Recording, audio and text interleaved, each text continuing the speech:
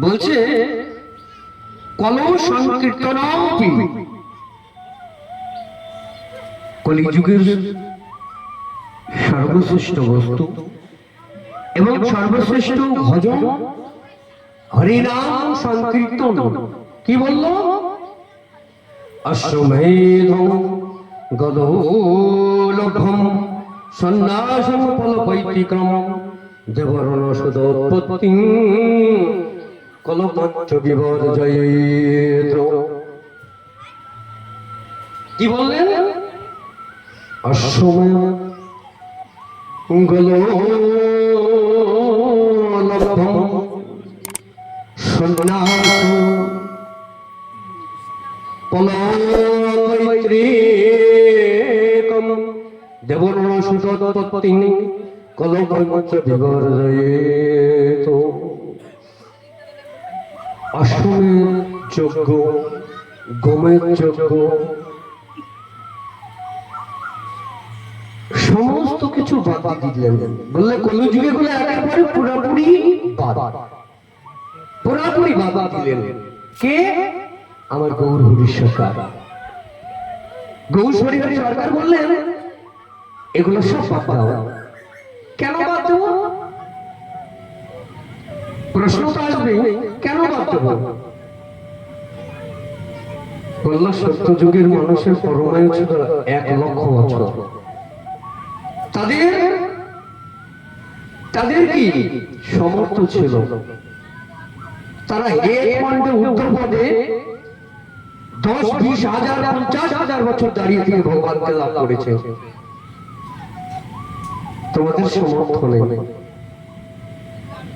কেতায় যজ্ঞ,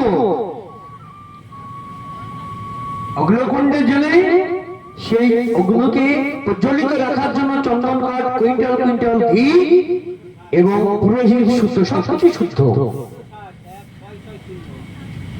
সেখানে একটা সৈন্য কমে গেল, তাহলে পরে 10,000 বছর পরমায়ু ছিল, তাদের সমর্থ ছিল।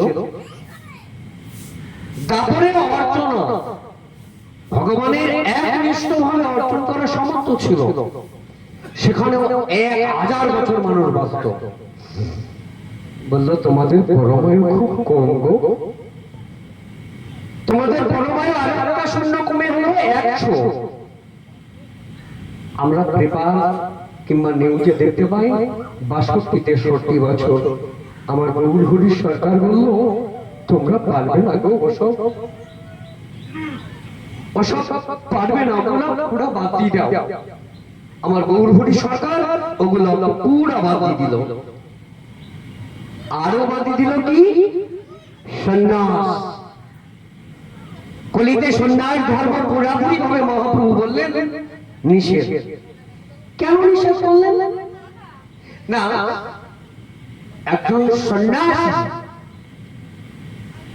একজন ত্রিবাদী সন্ন্যাসী, সে কখনো খাটে শয়ন করতে পারবে না, সুগন্ধি কোনো তৈল মর্দন করতে পারবে না,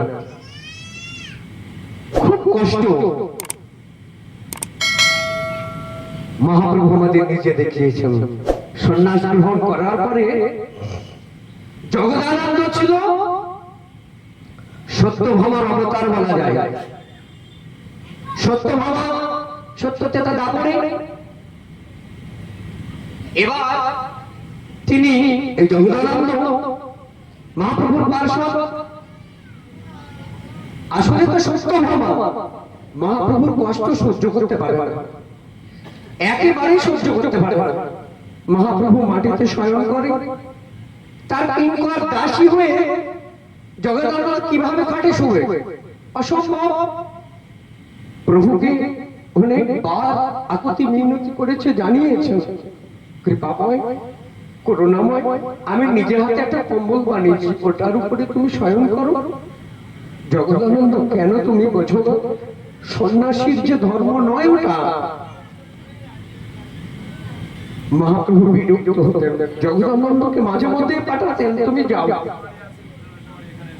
বধূ বিষ্ণুপ্রিয়া আছে, আমার জনম দুঃখিনী মা সচী দেবী আছে, তুমি বড় আমার ভালোবাসো তো, তাই আমার মাকে বিষ্ণুপ্রিয়াকে তুমি যাও, সেখানে দেখে আসো, তাদের একটু সেবা করো। মহাপ্রভুর আজ্ঞা পালনের নিমিত্তে তিনি আসলেন। ফেরত যাওয়ার সময় চোদ্দকে যে একটি সুগন্ধি তৈল নিয়ে গিয়েছিল, এগুলা জানার কথা মা। আমি খুব সংক্ষেপে বলছি। জগদানন্দ যখন 14টি একটা সুগন্ধি তৈলের একটা ভার নিয়ে গিয়েছিল মহাপ্রভুকে সেবায় লাগবে, তার জন্য গোবিন্দ ঘোষ মহাপ্রভুর সেবা করতো ঐকান্তিক ভাবে। গোবিন্দ ঘোষকে বললো, মহাপ্রভুকে বলো এটা যেন সেবায় লাগায়। একদিন দুদিন তিন দিন সেবা করে না। জগদানন্দ কি বলেছে, মহাপ্রভু সেবা করেছে, ওটা বলে না। পরের দিন দুদিন পর আবার গিয়েছে, মহাপ্রভু সেটা গ্রহণ করেছে না। আজকে প্রভু তোমার সম্মুখে আছে, জিজ্ঞাসা করো, প্রভু তুমি ওটা গ্রহণ করবে না? জগদানন্দ তুমি কেন বোঝো না আমার মনের ব্যথা? তুমি তো আমাকে ভালোবাসো। আমি যদি সুগন্ধি তৈল মর্দন করে রাস্তা দিয়ে ঘুরি, আঙুল তুলে বলবে সন্ন্যাসী হয়েছে বটে, ভোগবিলাস যায়নি রে, যাক সুগন্ধি তৈল মর্দন করে রাজপথ দিয়ে হাঁটছে, কটু কথা বলবে। আমাকে যদি কটু কথা বলে জগদানন্দ, তোমার লাগবে না? তুমি এক কাজ করো, ওটা জগন্নাথের সেবায় লাগিয়ে দিও, প্রদীপ জ্বালিয়ে দেবে।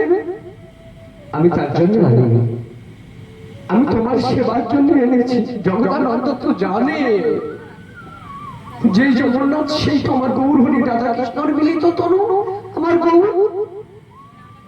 আমি সাক্ষাৎ তোমার সেবা করার জন্য এনেছি, তুমি গ্রহণ করবে না? অনেকবার বোঝালেন, কোনো কথা শুনলেন না। তৈলের ভাড়া মাথায় নাই, সম্মুখে আছাড় মেরে ভেঙে ফেললেন। হাও হাও করে কাঁদতে গিয়ে দরজায় কপট দিলেন। একদিন দুদিন তিন দিন মহাপ্রভু দেখল জগদানন্দ 3 দিন খায়নি। জগদানন্দ তুমি ওঠো, আমি এসেছি, দোয়ার খোলো, আমি তোমার শাস্তি গ্রহণ মাথায় পেতে নিচ্ছি। তোমার শাস্তি হিসাবে কাল মধ্যাহ্ন সময়ে সকাল স্বচ্ছ তুমি নিজে হাতে রন্ধন করে আমাকে খাওয়াবে। জগদানন্দ আর কি করবে? দরজা খুলল, মহাপ্রভু তাকে করুণা করলো, আলিঙ্গন করলো। সন্ন্যাস ধর্ম পুরাপুরি নিষেধ করলেন। এত কঠিন সাধন কলিযুগের মানুষ পক্ষে সম্ভব নয়, বাদ দিয়ে দিলেন। ওটাও বাদ।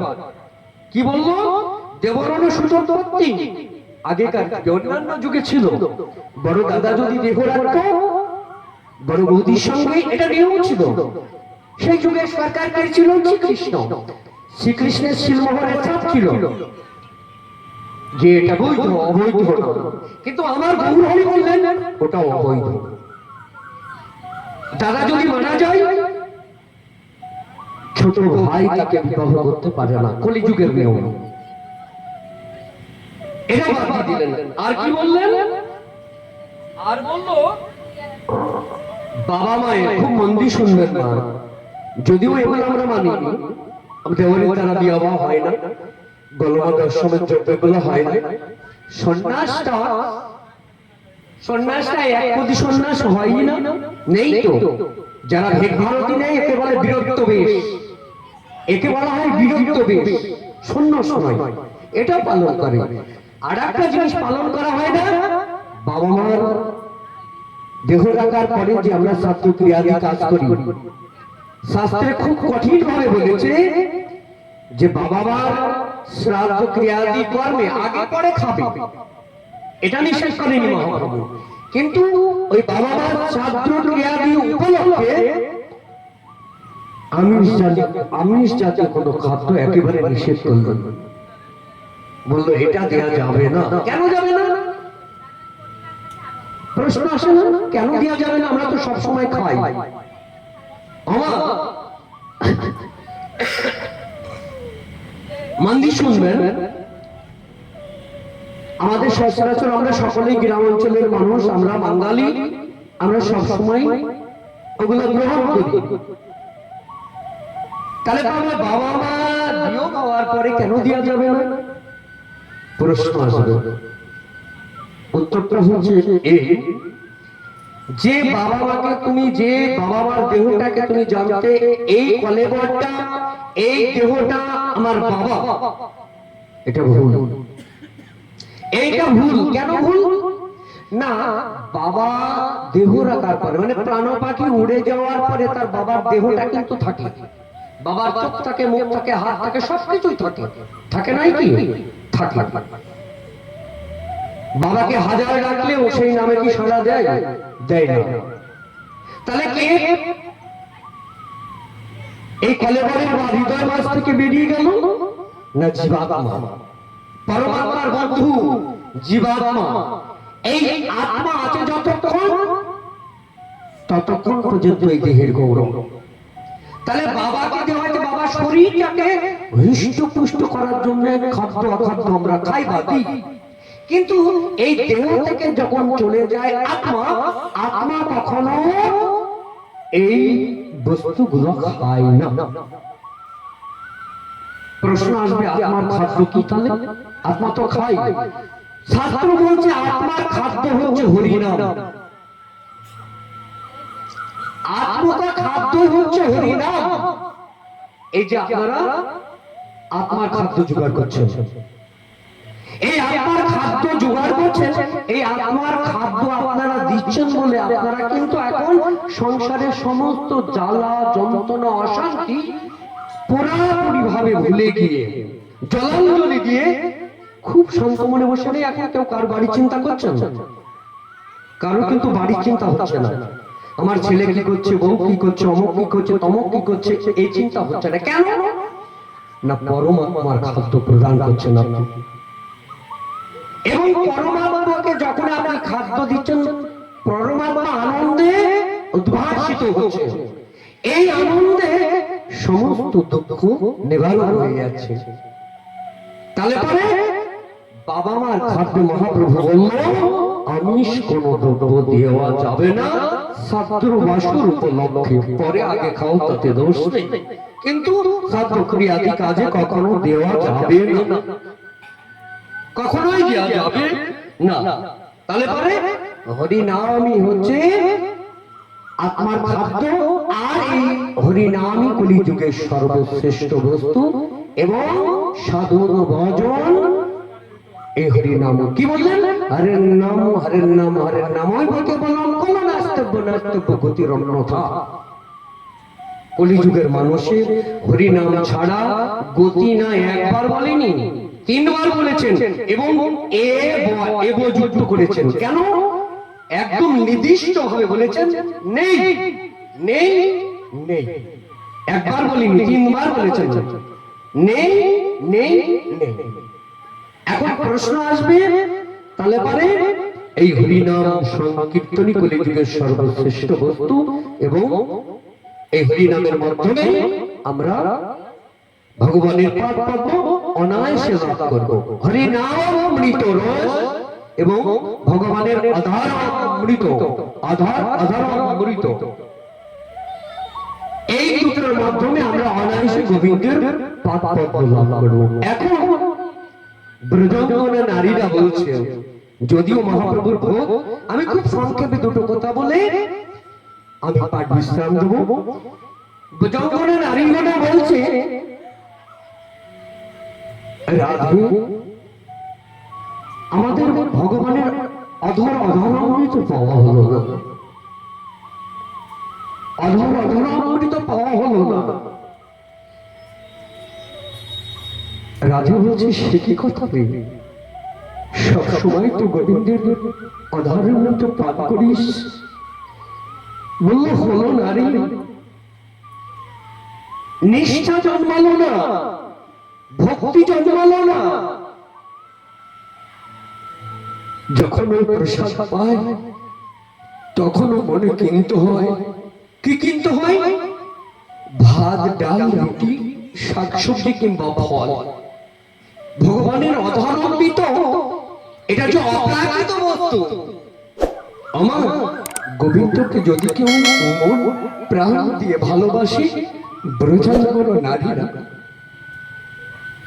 ব্রজাঙ্গনা নারীরা ছাড়া ভগবানকে এত ভালোবাসা কেউ বাসতে পারেনি। তারা বলছে, ভগবানের অধারণ তো পাওয়া হলো না। তারা এই আগে অধারণ তো পাওয়া হলো না। পাশে বাসি ছিল ভগবানের মুরলী, মুরলী মোহন। মুরলী কি বলছে, ও মুরলী তুমি কত ভাগ্যবান, অহরহ ভগবানের অধর তো তুমি পান করো। মুরলী বলছে তা বটে, ভগবানের অধর তো আমি সদা সর্বদা পাই, কিন্তু কত জ্বালা যন্ত্রণা, কত অশান্তি, কত কষ্ট সহ্য করে আমি গোবিন্দের অধরে উঠেছি। তোমরা কি জানো? ব্রজঙ্গনা নারীদের বলছে। আমরা তো জানি সকলেই, ভগবানের যখন শিরোপীড়া হলো, নারদকে পাঠালো, কোন জায়গায় পেল না। ওষুধটা কি ছিল? ভগবানের ব্রজাঙ্গনা নারীদের পদরজ। ভগবান বলল এটাই সারবে, আর কোন ওষুধ নেই। সমস্ত জায়গায় গিয়েছিল নারদ, অনন্ত কোটি ব্রহ্মাণ্ড ভ্রমণ করেছিল নারদ, কেউ নেই। ব্রহ্মা, নারদ, দেবতাগণ কেউ দেয়নি। কেন? ভগবানের শিরোপীড়া হয়েছে, আমাদের চরণের ধুলা দেব, এ তো কোটি কল্প কাল নরকে বাস করতে হবে, কোথাও পাইনি। বিষণ্ণ বদনে যখন ফিরে আসছে, কোথাও পেলাম না। তুমি বৃন্দাবনে যাও তো একবার। ব্রজঙ্গনা নারীদের কাছে গিয়ে যখন বললো কত লাগবে, নারদ জিজ্ঞাসা করছে ভয় করে না? কিসের ভয়? নরকে গোবিন্দের সুখের নিমিত্তে যদি শত সহস্র কাল নরকে পড়তে হয়, বুঝবো আমার গোবিন্দের তো শিরোপীড়া ভালো হবে। সেই ব্রজঙ্গনা নারীদের আজ মুরলী বলছে পাই বটে, কিন্তু কত যন্ত্রণা জ্বালা সহ্য করে যে এই স্থানে পৌঁছেছি। শুনবে, খুব মন দিয়ে শুনবেন। বলো, আমি পুত্র পরিজন, নাতি পত্নী সকলকে নিয়ে একটা মাস ঝাড়ের মধ্যে ছিলাম। এক মাসের ঝাড়ের মধ্যে ছিলাম।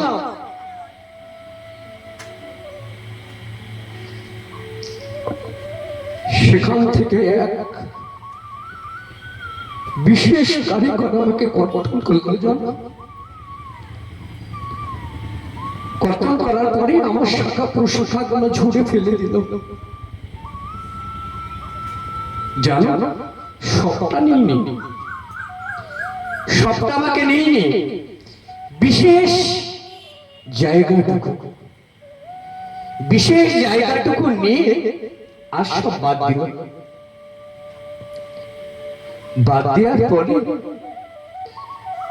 খুব ধারালো অস্ত্র দিয়ে আমাকে একেবারে চেঁচে নিখুঁত ভাবে শিরিষ কাগজ থেকে সবকিছু দিয়ে ঘষল। আমি বুঝলাম এরপরে বুঝি গোবিন্দের অধরে আমি যাব না। তখনও অধরে আমাকে দিল না, গরম একটা লোহার শিক আগুনে পোড়ালো, লাল টকটকে যখন হলো, এক এক করে সিদ্ধ করতে লাগলো। কি যন্ত্রণা বলো! তারপরেও আমার ছুটি নেই, পোড়া ভেতরটা খালি রাখলো, কোনো কিছুকে অবলম্বন করতে দিল না। ভগবানের মুরলী দেখবেন, কোনো কিছু থাকলে পারে কি এই রাগ রাগিনীর মাধ্যমে, এই বাঁশি সুরের মাধ্যমে ব্রজঙ্গনা নারীরা না শুধু অনন্ত কোটি ব্রহ্মাণ্ডের জীব পাগল হয়ে যায়।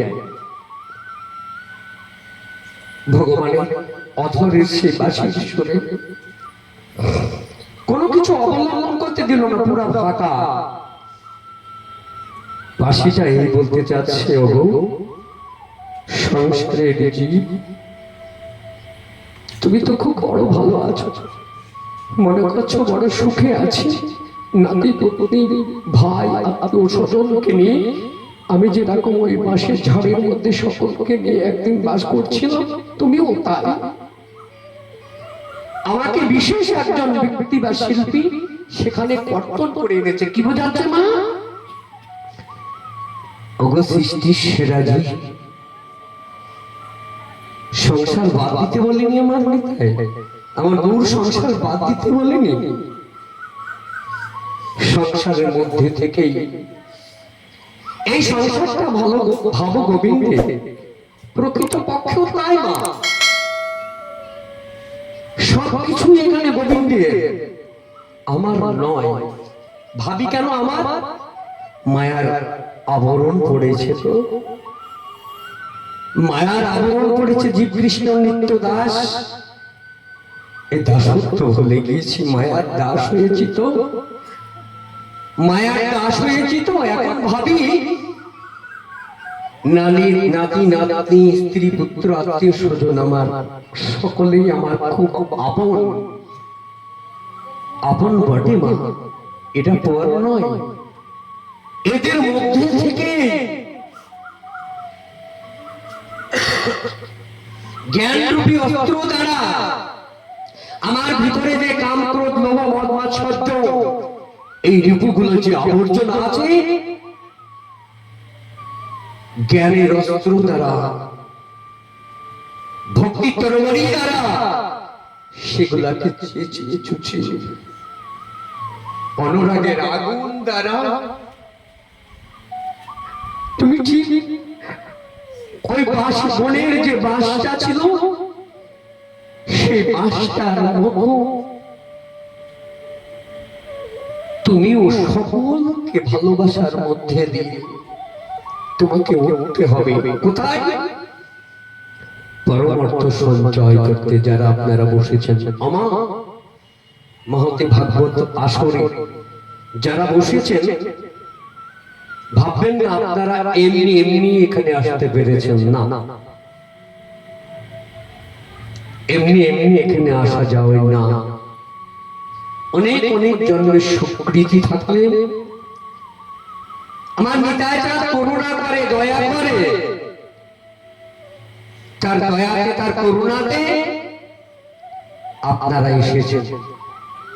অনেক অনেক জন্মের স্বীকৃতির ফলে এলাকায় তো কম লোক নয়, মুষ্টিমিকে এই কটা লোক না, সবাই আসতে পারবে না, অসম্ভব। অনেক অনেক জন্মের স্বীকৃতির ফলে এমন একটা ভাগবত আসরে বসে পরমার্থ সঞ্চয় করা যায়। বাসি বলল এই সমস্ত জঞ্জাল, এই সমস্ত যন্ত্রণা তোমাকে সহ্য করতে হবে। কে কি বলে বলুন না, তুমি তিলক করেছো, মানুষে বেশি কথা বলছে, কোনটি পড়েছে বলুন না, বলুন না, তাতে তোমার কি আসে যায়? নরোত্তম দাস ঠাকুরের একটা পদে বলেছে, নরোত্তম দাস ঠাকুরের একটা কথাই বলেছে মা,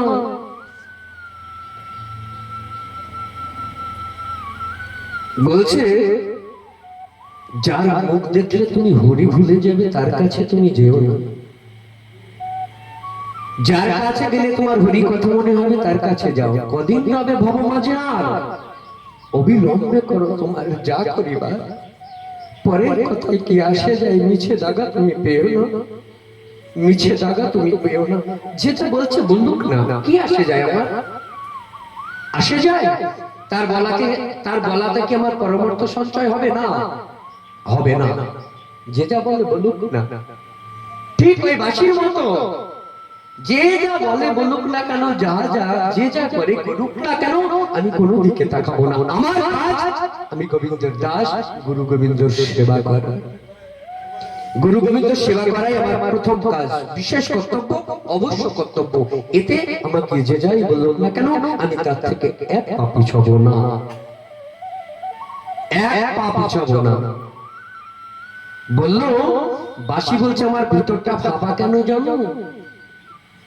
তোমরাও এইরকম ফাঁপা করে নাও, যত ময়লা আবর্জনা আছে সব কিছু হৃদয় থেকে মন থেকে সব কিছু তুলে ফেলে দাও, একেবারে শিশু সুলভ ফাঁকা একটা মন তৈরি করো। সেই মন দিয়ে তুমি গোবিন্দের সেবা করবে, তখনই তোমার জন্ম ধন্য হবে, নচেৎ কিন্তু নয়।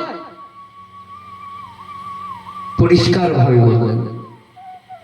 আর মহাপ্রভু বললেন, জিবাহার লালসায় জীবী ইতি উতি ধায়, জিবাহার লালসায় জীবী ইতি উতি ধায়, কৃষ্ণ উদয় সে ব্যক্তি কৃষ্ণ কখনো না পায়।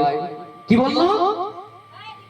জিবাহার লালসায় জীবী ইতি উতি, মানে জিভাকে আমরা হাজার চেষ্টা করতে পারি, জিভার লালসা ত্যাগ করতে পারি না। হয়ে গেছে। জিভার লালসায় জীব ইতি উতি ধায়। জিভার দেখবেন মানুষ যখন একটু বয়স্ক হয় না, তার জন্য খাওয়াটা বেড়ে যায়। বাড়ির লোকরা কি বলে, এখন শুধু খাই খাই করে, যেন মরণ খাওয়া ইচ্ছা বলে না। জিভার লালসায় জীব ইতি উতি ধায়। এইসব ব্যক্তি কখনো কৃষ্ণ, গৌর হরি বললেন, আমি বলছি না, কখনো কৃষ্ণ চরণ লাভ করতে পারবে না। আর কি কামনা ব্যক্তি যার মধ্যে প্রবল, মহাপ্রভু বলল এর দ্বারা কৃষ্ণ চরণ পাওয়া কখনো সম্ভব নয়।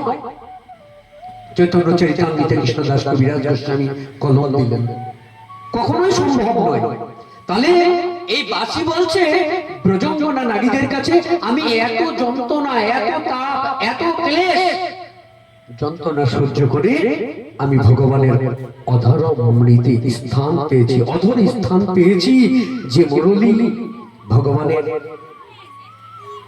অধরে স্থান পেয়েছে, মুরলী কখনো কখনো বাজিয়ে যমুনার জলে ধৌত করে। যমুনার তরঙ্গিত যমুনা উতাল পাতাল এদিকে ওদিকে গিয়ে শাখা প্রশাখা যে গাছগুলা থাকে না, ফুলে ফলে সৌরভে ভরে যায়, যেন অপ্রাকৃত জগতের একটা গন্ধ আসে।